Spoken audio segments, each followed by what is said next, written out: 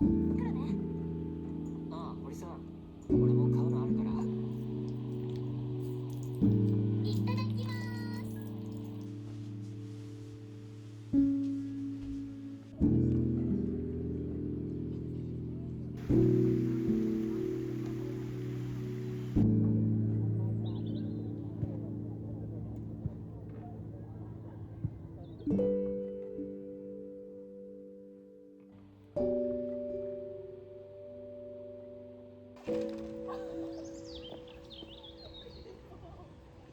friends, I hope you're doing really well and welcome back to another video. I recently bought some white sheets and it's my first time, believe it or not, having white sheets. I think before I used to find white sheets really boring when I was young, but these past couple of months I've been craving wanting some white sheets that just look really clean and minimal, and Ian and I are both really loving it. But it is time now to change our sheets, and I think we're going to keep the duvet because we recently, only a few days ago, washed the duvet cover. Normally I would do it all in one go, but right now I'm just going to change the sheets to this linen-y beige colour, and I'm also going to swap out some of the pillowcases to this more clay-like one.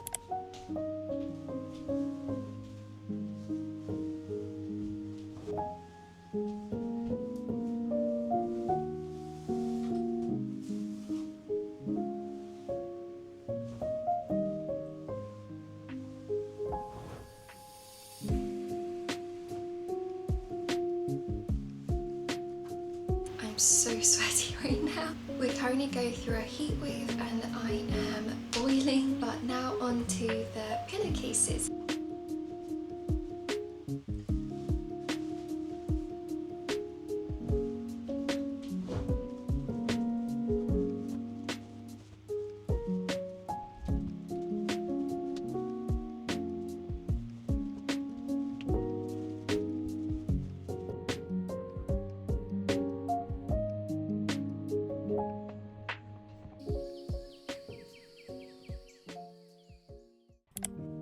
We've lived in this house for just over a year now, and we decided it would be worth moving things around and seeing if we could use our space a little differently. So the first thing we did was actually change my old office and filming space and swap it around with our bedroom. When I first started my channel, I really wanted my space to reflect that vintage hominess of cottagecore and light and dark academia, and whilst I still love that aesthetic, I've naturally gravitated more towards things that are slightly more minimal and clean. I think minimal and clean but still warm and cozy. And I think particularly for me, around my desk setup area, I think it was just feeling a little bit too cluttered and there was a lot of decor going on that kind of overwhelmed me. So I decided that in my new office space I wanted to make it a lot more minimal. It was kind of bittersweet taking down all the postcards and prints I've collected over the years, but don't worry, I'm still keeping them all and I'll just have a more minimal wall space instead. But one of the things I was really looking forward to was visiting IKEA and buying a couple of things for the new space. Our most pressing thing was to buy a dresser because ever since Ian and I got married, we've had this open shelf system to store all our clothes, but it would get so dusty so quickly, and in general it was quite difficult to maintain. And I also ended up getting a few extra things like a new duvet set and a lamp as well.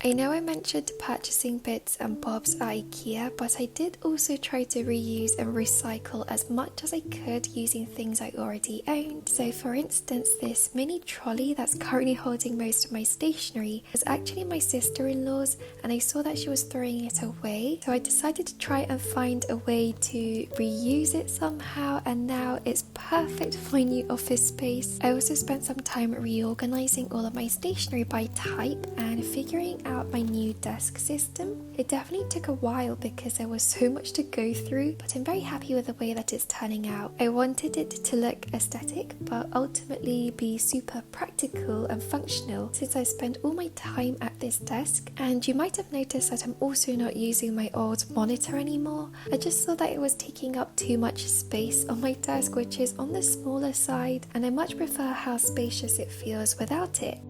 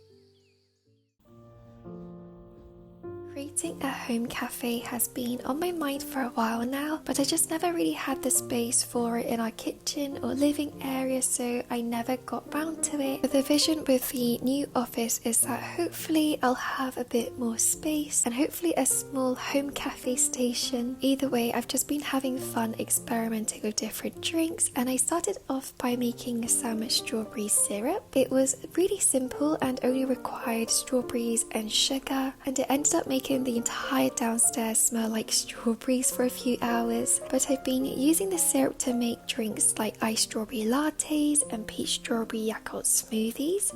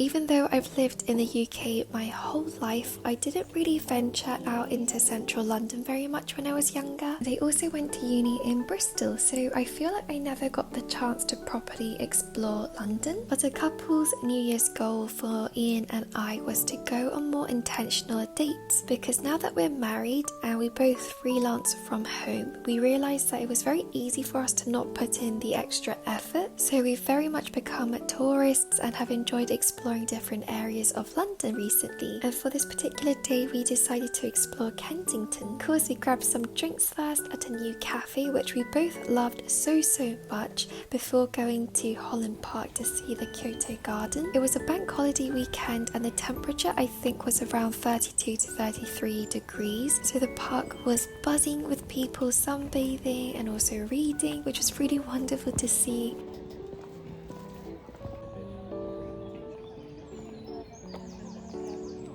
No, I don't want that one.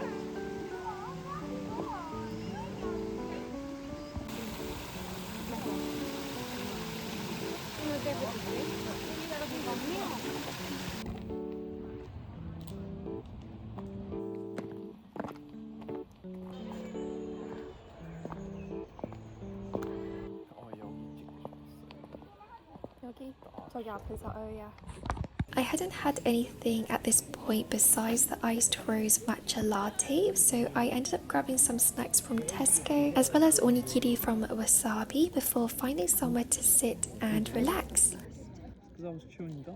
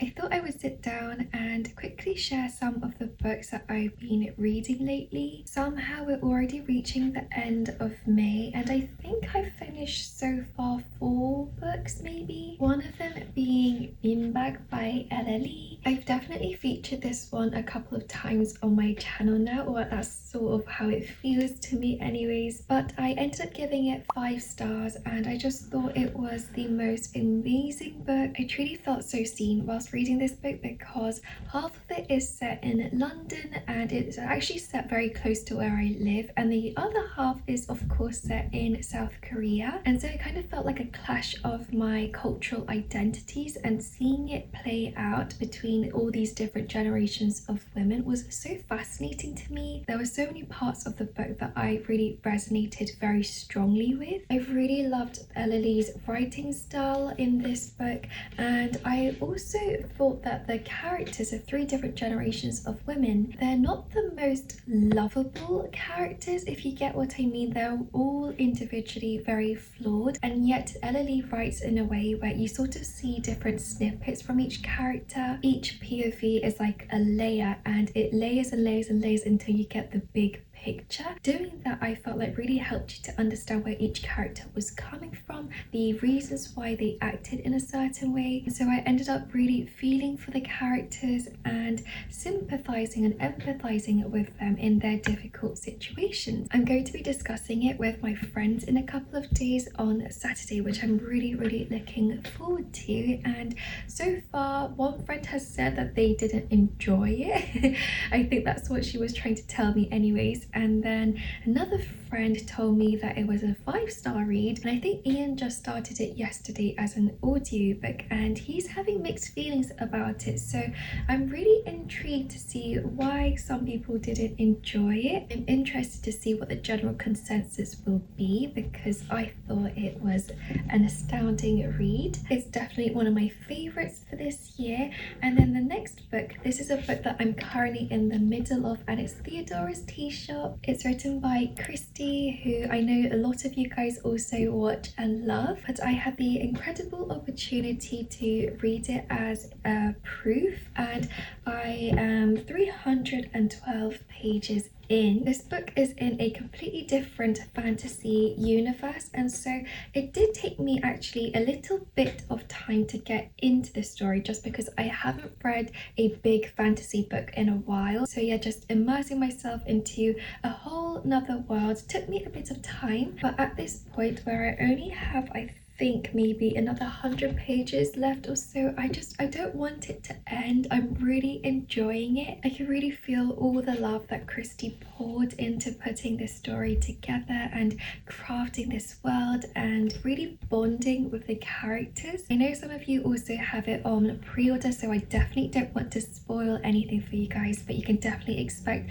a lot of found family, a lot of tea, which you guys of course know I love and adore. The magical world is also very Howl's Moving Castle-esque, and I know that's one of the pitches for this book. It has all that whimsy and magic and that wizards and witches kind of thing. Oh, I don't think I even mentioned what the book was about, but Theodora's Tea Shop is all about a girl or young woman called Dot, and Dot is very shy, very timid and cautious not to tread on anyone's toes. She's had this lifelong dream of always wanting to learn magic, and so when there is an opportunity for her to become an apprentice to a renowned witch called Theodora, Dot does everything she can to try and learn from her. It's definitely cozy, a little bit dark, and yet it's filled with so much magic, and so far there have been quite a few quotes that I've underlined and sticky tabbed because there are some really wonderful messages in here. I can't wait for you guys to read it and discover it for yourselves as well. And then another book I'm in the middle of, or I've really barely scratched the surface for this one,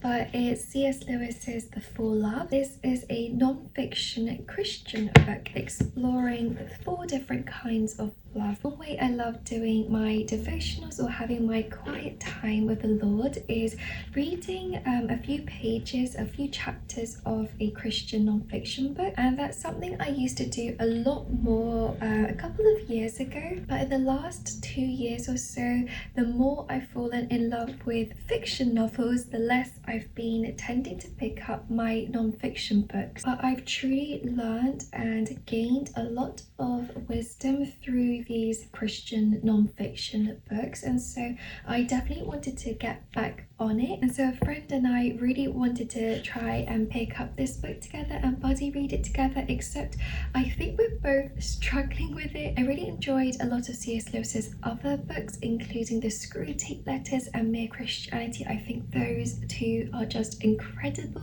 but this one I'm finding quite difficult to get into. It's written with quite an academic voice, and so I feel like it's not the most accessible, but I really want to enjoy it and I really would like to get a lot out of it, so I'm going to keep reading on. I'm only 30 pages in, but those are the books that I'm currently in the middle of. The Office is also slowly coming together, which is really lovely and exciting to see, and I've been spending a lot of my free time trying to organize and clean things out and throw things away. But if you guys are interested, I'd be more than happy to share a room tour for you guys once everything is put together.